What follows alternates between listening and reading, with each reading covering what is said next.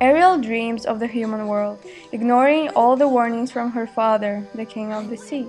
She disregards his opinion of humans being cruel killers. Know him. Know him? I don't have to know him. They're all the same.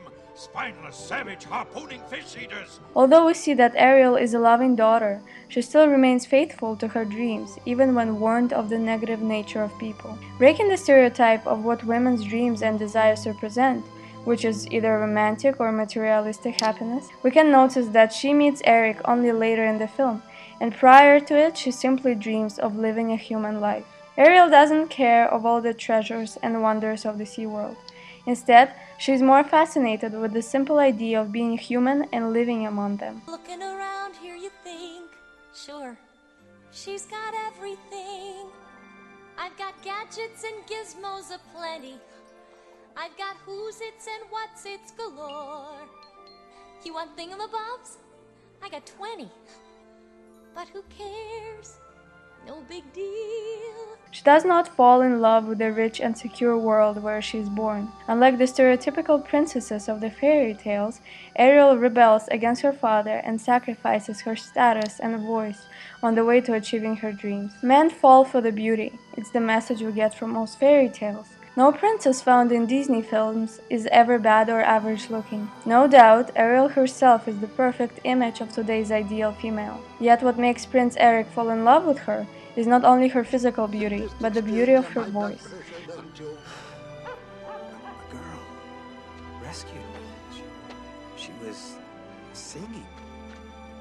She had the most beautiful voice. Moreover, the voice of Ariel plays a major part in Eric's choice between the two beautiful women, Ariel and Vanessa. When the evil Ursula transforms into Vanessa and adopts the voice taken from Ariel, Eric becomes hypnotized when he hears it. Prior to meeting Vanessa, he spends a lot of time with Ariel and perhaps falls in love with her. Yet he remains true to the fact that it is the voice that captured his initial attention, so that the dream girl that saved him, he thought, would be Vanessa. Unlike the stereotypical portrayal of a man, Eric does not fall for the looks alone. The character of Ariel itself is far from the seemingly perfect image of a woman. Eric could not have ignored the fact that Ariel is rather clumsy in the way she walks and acts. After all, he was unaware of the fact that it's her first time walking this earth. She is presented to him as a noticeably strange girl, unable to understand the way things around her work. Eric doesn't seem upset with that. On the contrary, he's often amused by it.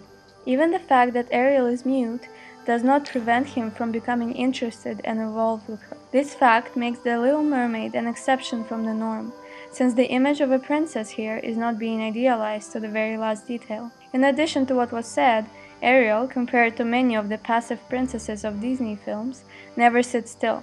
From the very beginning of the film, she is the main action figure.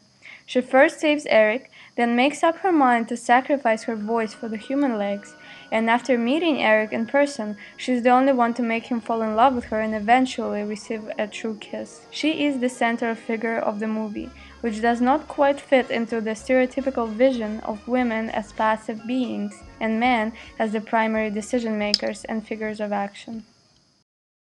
Tangled. There are aspects of the Princess Disney formula that have remained the same, yet have some other aspects that have tried to evolve to follow society's pace and newfound values. To begin with, Flynn describes the story as the story about how he died, even though it was supposed to be about Rapunzel. This is the story of how I died. But don't worry, this is actually a very fun story, and the truth is, it isn't even mine. This opening instantly implies that the focus of the story is on Flynn, when it really should be about Rapunzel. So let's talk about Rapunzel. In the beginning of the movie, it has been established that Rapunzel cannot leave her tower, so she spends most of the day doing domestic chores. It would seem that she keeps herself busy with all these hobbies, but by their appearance they seem very feminine. Cleaning and baking and making cakes are common stereotypes of womanly activities. On the other hand, Flynn is a rebel. He's adventurous in a group of thieves escaping authorities. The problem is the double standards established within their activity. For boys, there is the expectation of being strong, manly, adventurous, and having masculine activities. For girls, the traditional imagery is drawn that girls are only good at passive activities and not physical activities. This creates gender boundaries that, if challenged, the individual can end up feeling abnormal, not to mention how problematic it is to the genderqueer when they're not even acknowledged. She lives in a tower with her mother, who doesn't let her out. She's obedient, and even though she wants to go outside, she does not have the courage to do so, until another person, in this case Flynn, is there to help her. This demonstrates good attributes of obedience and respecting decisions of one's parents, but also implies low self-esteem, since she does not have the courage to leave by herself. This is a problem because these events make it seem that she has to wait for a man to save her, a demonstration of patriarchy and sexism. It gives the impression that a woman is not capable of helping herself without the help of a man, which is a stereotype we've seen before. Another aspect is traditional to Disney formula is she's a friend to animals. She calms down the horse and she has an animal sidekick. However, Flynn is the opposite. Animals don't like Flynn. This also established a double standard, how women are portrayed to be in tune with nature, animal lovers, where men are shown to be the opposer, kind of gives us hunter imagery. You should know that this is the strangest thing I've ever done!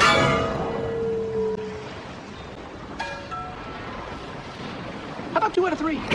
Alright, moving along. Let's talk a little bit about the other main character in the movie, Gothel. What can we say about Gothel? Well, she is evil, manipulative, and smart. She's able to outsmart the kingdom for almost 2 decades when she kidnaps Rapunzel, raises her, and have her never leave the tower. Why can't I go outside? The outside world is a dangerous place, filled with horrible, selfish people. You must stay here, where you're safe. Do you understand, Flower? Yes, Mommy. Rapunzel seems to be the one doing most of the heavy lifting and cleaning around the house, but something's odd about Gothel. She's obsessed with youth, which mirrors into our society, but what's weird about the youth that she gains from Rapunzel's magical hair is that it isn't used in any obvious way. She doesn't have a husband, a boyfriend, a job, or a career. Youth is usually something that's wanted in order to get more opportunities in life, but Gothel doesn't seem to take advantage of this. She just takes care of a child she doesn't even like. It appears pointless. Back to Flynn and Rapunzel's adventure. Rapunzel wants to see the lanterns that appear every year in the kingdom, so Flynn is taking her. So let's talk about their behavior throughout this journey. Rapunzel learns she is stronger than she realizes. She's able to overcome adversity and help save Flynn in tough situations, which is good. However, Rapunzel falls in love with the first guy she meets. She's known Flynn for half a day already, and she's falling for him, to the extent that when Gothel reveals herself, she has the guts to rebel against her mother, the only person she has met in her life, for a guy she just met. This notion of love at first sight is dangerous and immature. Stable love begins with friendship and grows over time. Anyways, while Rapunzel falls in love, Flynn is reluctant to be around her. He tries to scare her and guilt her into leaving. What's funny is that the scare tactic backfires and Rapunzel ends up being the one who has to save him, which is good imagery of how the girl can be the powerful hero. Flynn eventually does fall in love with Rapunzel, but it takes longer for him. The audience also falls for Flynn. He's a likable character, even though he cheats and he steals, and his only honest actions is until later in the movie when he cut Rapunzel's hair, and when he has to part ways with his buddies by giving them the crown. Brings us to our next point, choices in character designs, aka their looks. So why do we like Flynn? Here comes the smolder.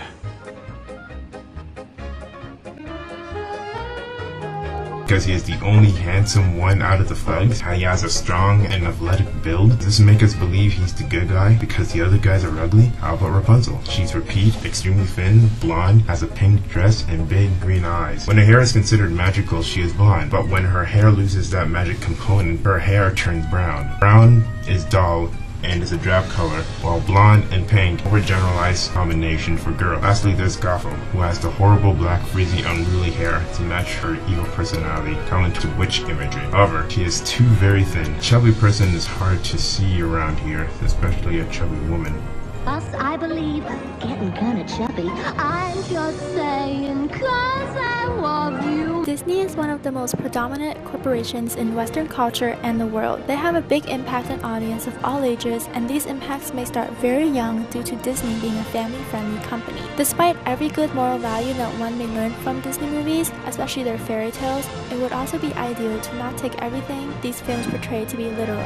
Disney adds underlying messages within their stories to standardize gender roles in the West, which could also lead the audience to feel inadequate and live their lives striving to meet the standards set with Disney films.